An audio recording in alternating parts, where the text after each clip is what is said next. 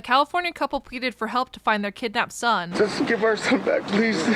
Only to be arrested days later for his death. On August 14th, 2025, 41-year-old Rebecca Haro says she left a football practice to buy a mouthguard for her stepson at a nearby Big Five sporting goods store in Yucaipa, California. She claimed she left her stepson with her husband, 32-year-old Jake Haro, and brought their 7-month-old son, Emmanuel, with her to the store. Soon after arriving, Rebecca called 911 to report that her son had been kidnapped while she was changing his diaper in the parking lot outside of the Big Five. I got him out of the car seat and I laid him down and so I could get his diapers ready. I was gonna get the diaper and somebody said, "Hola." And I didn't see nothing since. Rebecca said she was knocked out by a stranger, waking up to find her son gone. I saw white. And hearing sound, I fell on the floor. I woke up right here on the floor.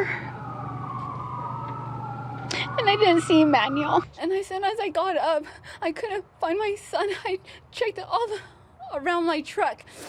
And I ran into Big Five.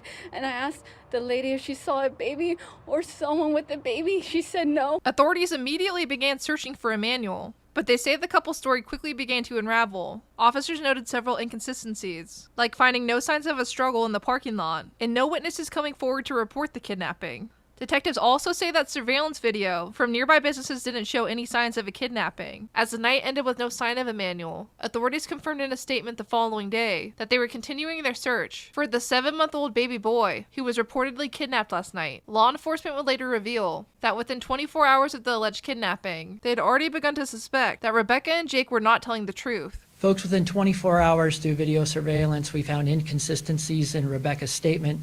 And as a result of that, there was no other vehicle to put out on an Amber Alert or anything. And I know many of you were wondering why that didn't occur. The couple started making news appearances. He was a happy boy. He smiled.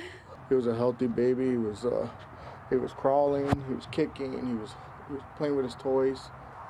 Whoever took our son, please give him back. Pleading for Emmanuel's safe return. By August 16th, authorities said they had interviewed several people in connection to the case, including Jake and Rebecca. As the public grew desperate to solve Emmanuel's disappearance, deputies turned to the two people they believed held the answers: his parents. During her initial statement, investigators confronted Rebecca about the inconsistencies in her story, which led her to end the interview. Authorities also noted that both parents had retained an attorney after speaking with them. After speaking with Emmanuel's parents, investigators said that they could not rule out foul play in his disappearance. 2 days later, officials announced that they had carried out search warrants at the couple's home in connection with the disappearance of their son. On August 19th, Jake's ex-wife filed a restraining order against him, seeking protection for herself and the son that they shared. As news of the restraining order surfaced, so did Jake's history of child abuse. In 2023, he pleaded guilty to felony child endangerment after his 10-month-old daughter from a previous relationship was hospitalized with broken bones and a skull fracture. Jake claimed that he had injured his daughter when he accidentally dropped her while giving her a bath in the sink. However, law enforcement later described him as an experienced child abuser, with Riverside County District Attorney Mike Hestrin adding that the abuse had left Jake's daughter permanently bedridden. She has permanent damage, cerebral palsy, that is a result of long-term child abuse. Despite the severity of the injuries, Jake was sentenced to just 180 days in jail on a work release program and placed on a 4-year probation term, avoiding prison time. In this case, a judge, happened to have been a visiting judge from San Bernardino County, gave Mr. Haro a suspended sentence, which means that instead of sending him to prison, he chose to give him probation and suspend prison time sort of over his head, meaning that if he violated his probation, he would then go to prison. He told Jake, I'm giving you a big break today, don't mess it up. In June 2024, court documents show that Jake was caught with a handgun while still on probation, pleading not guilty to the charges that August. The probation violation was serious enough to possibly land him behind bars, but the case was delayed 3 times between October 2024 and July 2025, with the latest date set for September 4th. He was still on probation at the time of Emmanuel's disappearance. On August 20th, the San Bernardino County Sheriff's Department confirmed a possible sighting of Emmanuel in Kern County, about a 4-hour drive north of his parents' home. Investigators followed up on the lead, but found nothing that would lead them to Emmanuel. Officials pointed out the parents' unwillingness to cooperate, writing,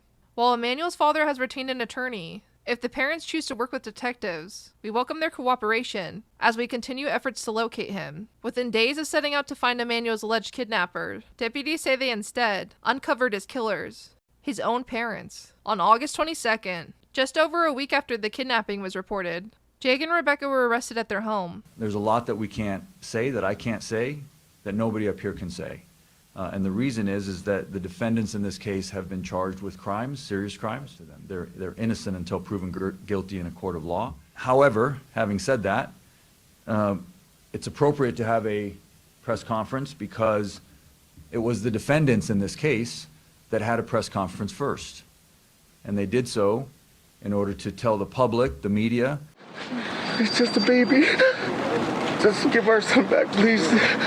And ultimately law enforcement, that their child had been kidnapped, when in fact that's not what occurred. It's unclear exactly when the crime happened, but investigators believe Emmanuel was killed sometime between August 5th and August 14th, the day he was reported missing. While in jail, Rebecca has maintained her innocence through the media, telling the press enterprise, "I will not give up. I will not give up on my baby," still insisting that he had been taken from the parking lot. She also defended her husband, calling him a good dad who would never hurt a baby. She also allegedly shook her head when asked about rumors that days before she reported the kidnapping, she went to the Big Five, told employees that her car was burglarized, and asked whether the business had surveillance cameras. After the couple's arrest, the search for Emmanuel's remains continued. Investigators, along with Jake, searched areas near Gilman Springs Road and Moreno Valley, but they were unable to find his body. Though Emmanuel's remains have not been found, investigators are confident that they are searching in the right area.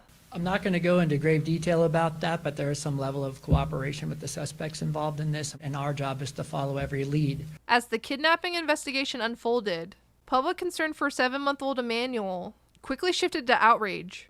Poor baby. I have kids of my own. Shame on him. I just feel bad for him every time I think about it. That somebody could have felt unloving to a child like that, to me, is very utterly disgusting. Over a system that failed to protect him after his father's previous conviction.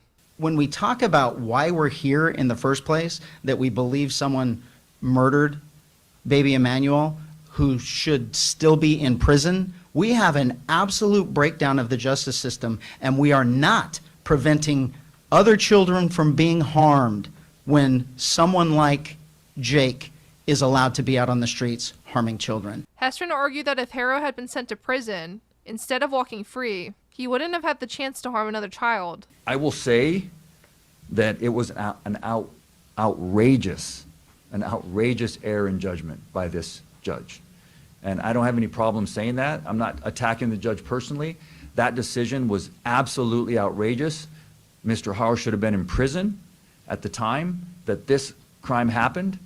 And if that judge had done his job as he should have done, Emmanuel would be alive today. And that's a shame, and it's an outrage. Authorities say they won't stop searching until they find Emmanuel's body, while the investigation into the abuse that led to his death continues.